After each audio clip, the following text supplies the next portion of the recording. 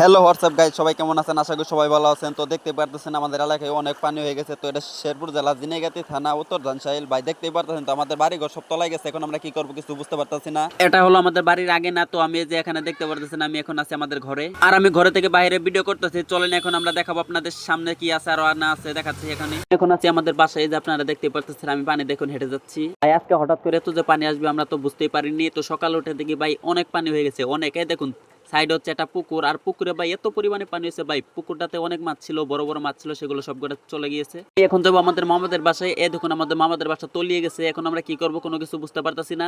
Guys এদিকে দেখুন আমার মামা একটা মুরগি ধরে এনেছে। মামা তুমি মুরগিটা জীবন বাঁচিয়ে অনেক ভালো একটা কাজ করেছো। আর এদিকে দেখুন আমাদের দিদিদের বাসা সব তলিয়ে গেছে। আর মামা তুই বাইরে কিনে বেরিয়েছিস, তুই ঘরে চলে যা, তুই কিন্তু ভেসে চলে যাবি। আর এটা হচ্ছে আমাদের মামাদের টিউবওয়েল, আর টিউবওয়েলটা একবারে তলিয়ে গেছে। এখন মামারা পানি যে কোথা থেকে খাবে আমরা তো বুঝতে পারতেছি না। গাইস দেখুন রাস্তার ভিতরে অনেক পানি উঠে গেছে, সাইডে খেত সব কটা তলিয়ে গেছে। এখন আমরা কি করব কোনো কিছু বুঝতে পারতেছি না। তো সামনে আরো আগে দেখেন দেখেন এই দেখেন পানির যে সংখ্যা বাড়ছে, কিছুক্ষণের মধ্যে মনে হয় বাড়িঘর যা আছে সবকিছু তলিয়ে যাবে। আরো সামনে যা যাকে দেখুন সামনে আরো পানির সংখ্যা বেশি। আরো চলুন এখন আমরা বাজারে যেয়ে দেখবো বাজারে কতটুকু পানি উঠেছে। এই তো আমরা বাজারে এসে পড়েছি। আর ভাই এ দেখুন বাজারে অনেক পানি উঠেছে। এ দেখুন কুত্তারা যাচ্ছে এখান থেকে, আরো দেখুন অনেক পানি উঠতেছে। ভাই এতটা পানি বেড়েছে যে আমরা তো বুঝতেই পারতেছি না কি করব। আরে ভাই দোকান টোকান সবকিছু তলিয়ে যাচ্ছে। ভাই বাজারে পশ্চিম অংশ দেখুন এগুলো আরো তলিয়ে গেছে। দেখেন সামনে একটা অটো দেখা যাচ্ছে, এটা মনে হয় কিছুক্ষণের মধ্যে তলিয়ে যাবে।